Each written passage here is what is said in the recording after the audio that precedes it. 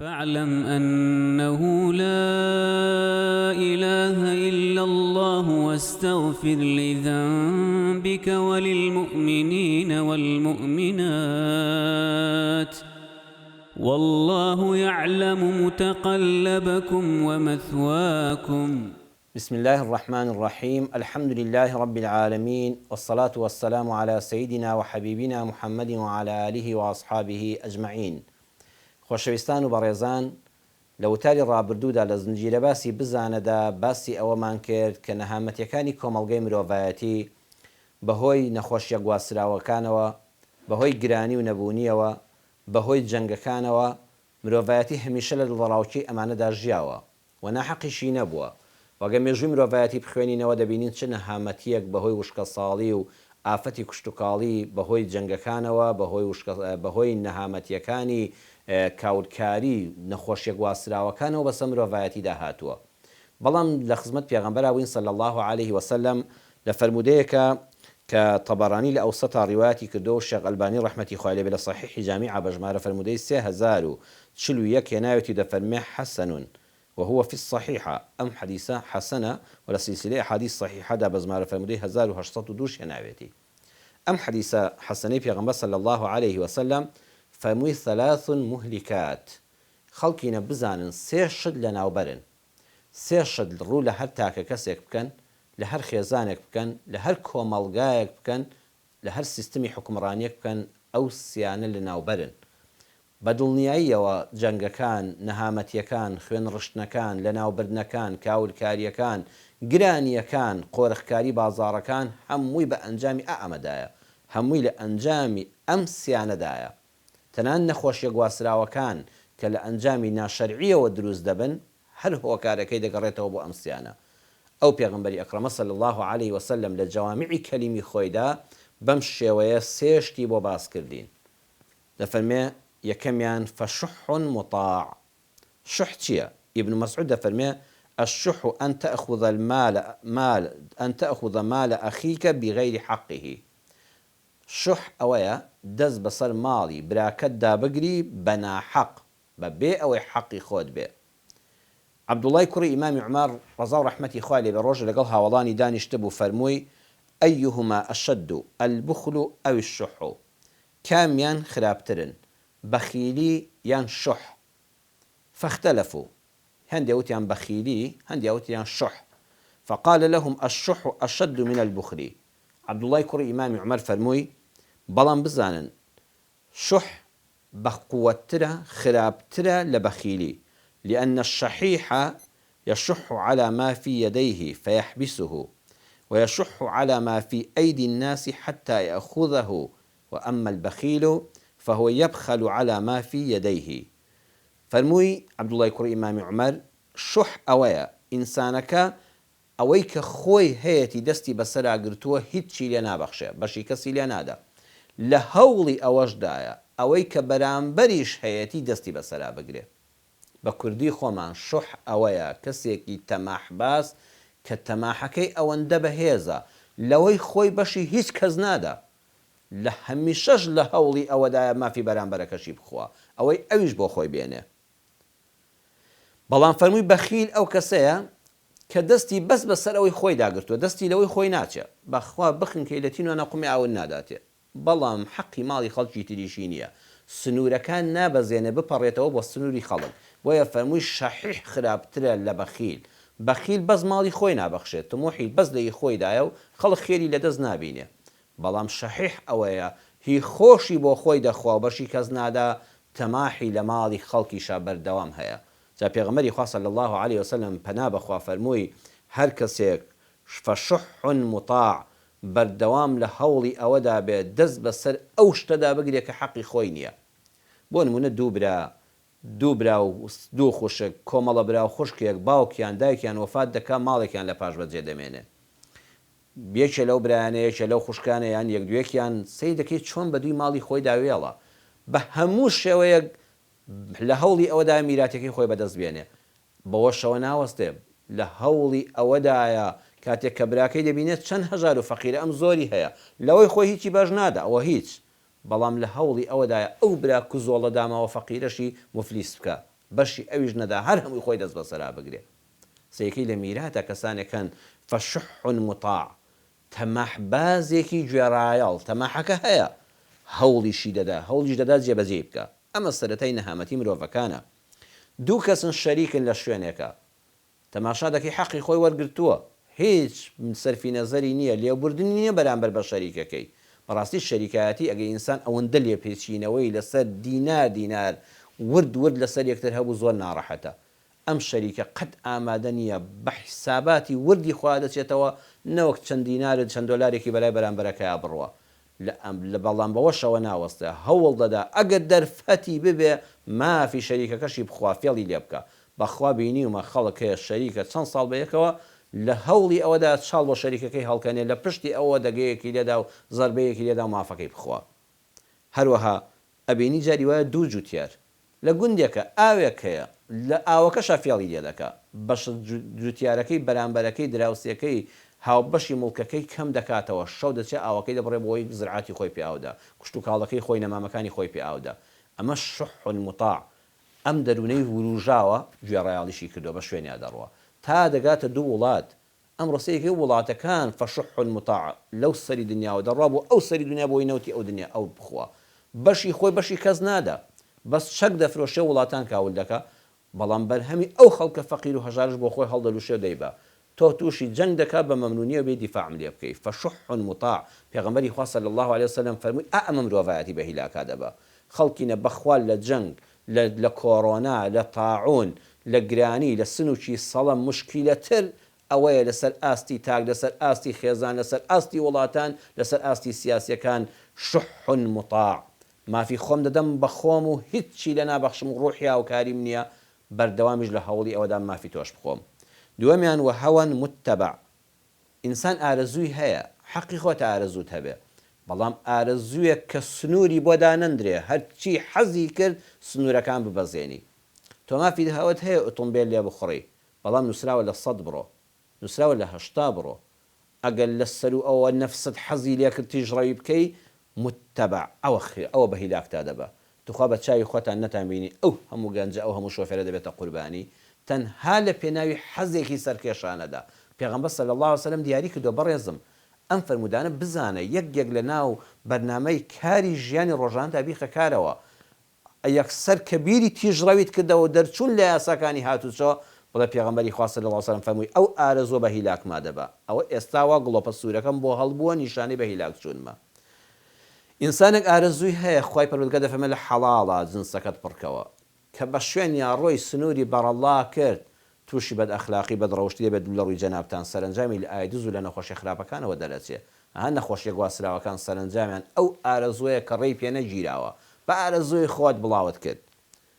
بەڵام ئەگەر کەسێک ئارەزوەکانی جوڵان، گەنجێک کە ئارەزووی نەزەرێکی حرامی هەیە، لەبەر خاتری خوا چاوی داخست، نەڕۆیش بۆ شوێنەکە، بە شوێن ئافرەتەکەیان نەگەڕا، ئافرەتێکیش بە هەمان شێوە چاوی بەرامبەر نامەحرەمەکە داخست، هەتا دەگاتە داوێنی هەموو ئەو ئارەزوانەی خۆی کبت کرد و نەیهێش بە حرامی بە شوێنیان بکەوێ، خۆی بەگشت خۆیان و بەگشت نەفسی ئەمارە بیسوء یاچەوە.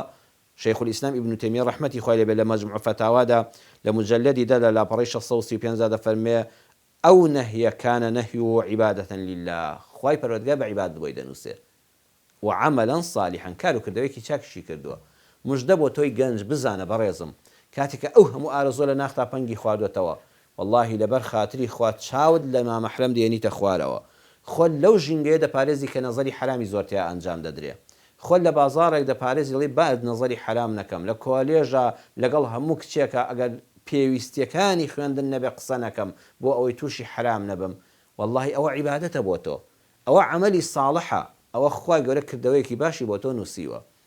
هەوەن متەبع، ئەگەر ئینسان بەردەوام بە شوێن ئارەزوەکانیدا ڕۆی، سنووری بۆ دانەنان، دڵی حەزی چووە سەر هەر شتێک بە ئارەزووی خۆی بە شوێنی کەوت، ئەوە بە هیلاکات چووە.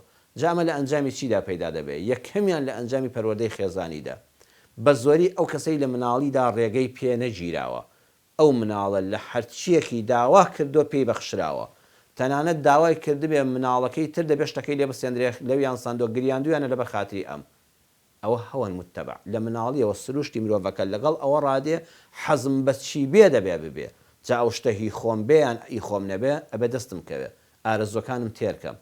بۆیە ئاگاداری پەروەردەی منداڵەکانمان بین خۆشەویستان. پەروەردەی منداڵ لە مناڵیەوە دەست پێ دەکا.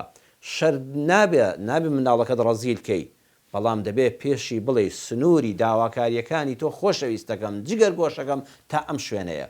ئەگەر لە کۆڵانە لەگەڵ هاوڕەیەک تا یاریت کرد نابێ پێداویستەکانی ئەو دەست بەسەرا بگری ئەمە چی حەزل لێتی لێی فراند و هێنایەوە بە شێوازێکی نەرمونیان تێ بگەێنە کە مافی تۆ کۆتایی پێ هاتووە ئەوە مافی بەرامبەرەکەی پێشێلت کردووە. چەند جوانە مناڵ لەسەر ئەوە پەروەردە بکرێ کە داواکاریەکانی بۆ جێبەجێ بکە با نەبێتە گرەی دەرونی لە ناخیدا، بەڵام پێشی بڵێ ئارەزوەکان سنوورێکیان هەیە ئەبێ لە مناڵیەوە فێریبی ئەینا کە بوو بە مراهق بوو بە گەنج بەخوا دوای تێربوونی نییە. کچی وا هەیە لە ماڵی باوکیە بەس بە دەمێەوە کراوە چاو لێکە هاوسەگیری دەکا فەشەل لێنێ چونکە نەبوونی نەزانیوە، چونکە کەس پێی نەوتووە نا سنووری تۆ تا ئێرەیە، سنوورەکانی هەمووی بەزاندووە و هەون متتەبع. دووەمیان تێکەڵاوبوون لەگەڵ ئەو کەسانی کە سنوور ناناسن. گەنجێک کە شۆفێری کرد لەگەڵ کەسێکە کەوتی لە 200 دەدەخڕم بزانە چۆنی دەدەخڕم بەخوا جاری دوم ئەمیش لاسای دەکاتەوە. کەوتی با گاڵتە بە فڵان کەس بکەین، با کۆمنت بۆ فڵان کەس بنووسین، وەرە با گوێن بە فڵان کەس بین لە موبایلەکەماندا لە ڕێی فەیسبووکەکەمانەوە بەخوا تۆ شوێنی دەکەوی. ئارەزوویەکە حەز لێ ناخی خۆت خاڵی کەیتەوە ئەبێ ڕێگە لەم ئارەزووە بگری. حتا ڕقیش لێ بێ مادام نادات پەروەریە بڵێ سنووری خۆت بزانە ئەی نەفس مەچۆ سنووری بەرامبەرەوە ئەویش کەرامەتی هەیە ئەویش ڕێزی هەیە ئەو بەڵایە خەم دەگرێتەوە. هەر نەفسێک هەر ئارەزوویەک سنووری بۆ دانەندرێ پێغەمبەری خوا صلی الله علیه وسلم فەرمووی دڵنیا بە هیلاکتا دەبە ڕۆژێ ئەتخاتە چاڵەوە. سێمیان وإعجاب المرء بنفسه، ئەو کەسانەی کە زۆر بە خۆیان دەنازن. هەر کەسێک بەردەوام سەرسامی خۆی بوو بەردەوام بە خۆیان نازی دڵنیا بە چارەنووسی خێر نابێ. هەر ئەندامانی خێزانێک زۆر کەش و فشیان بە خۆیانەوە کرد، خۆیان بە ڕەفیقی خەڵک نەزانی، بەردەوام معجبی نەفسی خۆیان بوون. ئێمە ئاواین بنە ماڵی ئێمە هەر کەسێکت بینی زانا بوو خوێندەوار بوو خۆی حسابی بۆ کەسی تر نەدەکرد من شەهادەم ئەوەیە من پلەم ئەوەیە من ئەوەم نووسیوە من ئاوا دەڵێم من ئەوتارم داوە. هەر کەسێ معجب بوو بە نەفسی خۆی سەری سوڕمال لە گەورەی خۆی و لە لێهاتووی خۆی. والله فەرمودەی پێغەمبەر صلی الله علیه وسلم فەرمووی مهلیکات بەشێکت تێدا لە بەهیلاک چوون دڵنیا بە چارەنووسی تۆ خێر نابێ. ڕۆژگارێک بە نەهامەتی ژیان بەسەر دەبەی، ڕۆژگارێک ئەم سفرە ڕازەوەیەت نامێنێ، ڕۆژگارێک ئەم خۆشیەت نامێنێ، ڕۆژگارێک ئەو حرمەت و ڕێزەن نامێنێ. ئاگادار بە هێڵی سوورە پێغەمبەری خوا صلی الله علیه وسلم دیاری کردو ئیعجاب المرء بنفسه. بەڵام بزانە خۆشەویستم بزانە خۆپەسەندی جیاوازە لە خۆ خۆشویستن. لە ئیسلامدا گرنگە خۆت خۆش بوێ، ئەگە خۆت خۆش نەوێت جەهەنەمی دەبی. خۆتت خۆش دەیە بۆیە حەز دەکەی جێگات بەهەش بێ، خۆتت خۆش دەیە بۆیە حەز دەکەی پاک و پوخت بی، خۆتت خۆش دەیە بۆیە ڕێز لە خەڵک دەگری، خۆتت خۆش دەیە بۆیە کار و کاسبی زۆر دەکەی تموحت هەیە بە تموحێکی جوانت هەیە نەک تەماحبازی کە پارێکی حەڵال بەسەریەکەوە نی شەو ڕۆژ دەخەیە سەریەک. خۆتت خۆش بوێ بەڵام معجب مەبە بە نەفسی خۆت. وا بزانی هیچ کەس هیچ نییە تەنها تۆ هیچی ئەمە بەڵایە ئەمە لە ناوت دەبە. خۆتت خۆش بوێ ڕقل لە خۆن نەبێ خۆت پشتگوێ مەخە بەڵام معجب مەبە بە نەفسی خۆت. ئیعجاب المرء بنفسه خراپە. هەر کەسێک کە معجب بێ بە نەفسی خۆی بە دڵنیاییەوە حەز بە شکستی بەرامبەریەکانی دەکا، حەز دەکا بەردەوام خەڵکی بشکێنێ بەس بۆ ئەوەی بۆ خۆی هەبێ. نبینی ئەو کەسانی کە معجبن بە نەفسی خۆیان لە مەجلیسێکە باسی کەسێک بکە بڵێ فڵان کەس کەسێکی ڕێک و پێکە وەڵای کەسێکی زانایە کەسێکی خێرەومەندە کەسێکی بەخشندەیە بەبێ ئەوەی هیچ زەرەری بۆ ئەم بوو بێ یەکسەر دەنە بابە وان نییە ئەو بۆ ڕیایە ئەو بەڕاستی نییە ئەو بۆ خوای نییە ئەو فێڵبازە سەدان تۆمەتی بۆ دروست دەکا حەز دەکا بیشکێنێ چونکە بۆی ئەم دەرکەوێ بۆ ئەوەی کە بتەوێ کۆشکێکی بەرز بنیاد بنێی دوو ڕێگال لەبەرە. یەکەمیان ئەوەیە کۆش کە بەرزەکانی خەڵک هەمووی بڕوخێنی بۆی تەپۆلکەکەی خۆت بە بەرزی دەرکەوێ. ئەگەر هەموو ماڵی خەڵکت وێران کرد و تەختی زەویت کرد ئەگە بیناکەی تۆ یەک قاچیش بە بەرزی دەنوێنێ. دووەمیان ئەوەیە لێگەڕێی با کۆشکە بەرزەکان هەبن تۆ مەردانە و قارەمانانە و ئازانە هەوڵ بدە بە ماڵی حەڵاڵی خۆت لەسەر زەوی خۆت کۆشکەکەت باهید لە بە خەڵک بەرزتر بێ. ئەمە ڕێگەی ئیسلام ڕێگەی پێداوی کۆشکی خەڵک مەتەقێنەوە مەی ڕوخێنە خۆت کۆشکەکەت با بەرزتر بێ و لە ناو خەڵکا دیار بێ.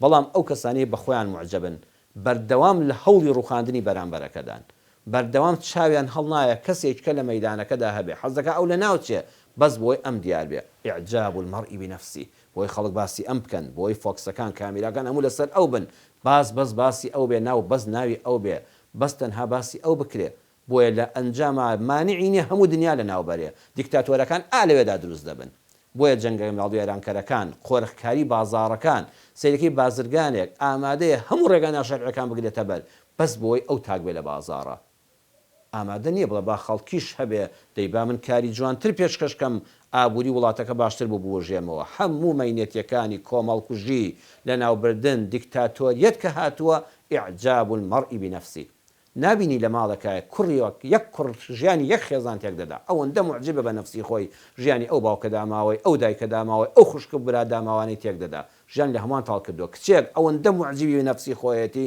هەر شووی بۆ ناکرێ دایان خەڵک دێ هەر پۆزیان بەسەرا لێدا حتا سەرنجام پێغەمبەری خوا فەرمووی بە هیلاکا دەچی ئەوەندە معجب مەبە بە نەفسی خۆت بناسە کەوا تۆ ئینسانێکی لاواستری کەوا لەوەی کە بیرت لێ کردوێتەوە والله ئینسان تەنها بیر لە نەفسی خۆی بکاتەوە بیر بکاتەوە ئەوەی کە من هەمە تەنها یەک جار هەناسم بوەستێ هەر لەو کۆڕۆنایەدا هەموو شتێک بەلاشتر کە پارەی پێ نادەی هەوایە ئەو کەسانی کە بە کۆڕۆنا دەمرن دەزانی لە هیچیان کەم نییە نەبرسیانە نەتینویانە نەبێ زیێڕ و زیون نەبێ دینار و دۆلارن تەنها لە پارەیان کەم نییە تەنها لە هەوایان کەمە کە بە پارە نییە یەکێ لە سەرمایەدارە گەورەکانی جیهان پار لە کۆڕۆنادا مرد کچەکەی بۆی نووسی بوو باوکە گیان تۆ ژیانی هەزاران خەڵک لەبەردەستا بوو بە پارەکانت بە شەریکە و کۆمپانیاکەت بەڵام بۆ شتێک مردی کە پارەی پێ نایەدرا ئەویش هەوا بوو تەنها نەتوانی پڕ بەستیەکانی خۆت هەوا هەڵمژی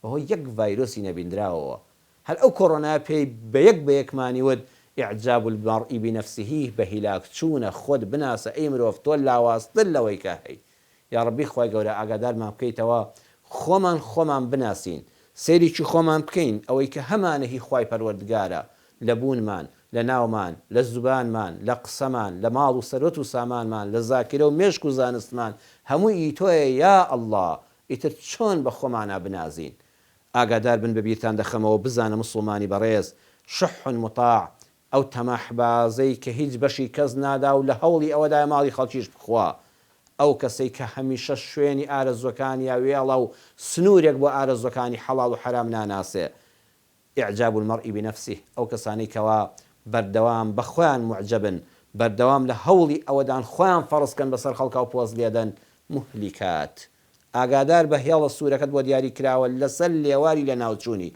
ئەگەر تەوبە بکەی بگەڕێیتەوە بە ویزستی خوا ڕزگارت دەبێ ومێدەوارم کە ئینشاءالله ئەم بابەتە سوودێکی گیان بێت لە وتاری داهاتوودا درێژە بەم بابەتە دەدەین چونکە بابەتێکی گرنگە و پێغەمبەری خوا صلی الله علیه وسلم زۆر قسەی لەبارەوە کردووە هەتا و کاتە بەخوای گەورەتان دەسپێرم والسلام عليكم ورحمة الله وبركاته فاعلم أنه لا إله إلا الله واستغفر لذنبك وللمؤمنين والمؤمنات والله يعلم متقلبكم ومثواكم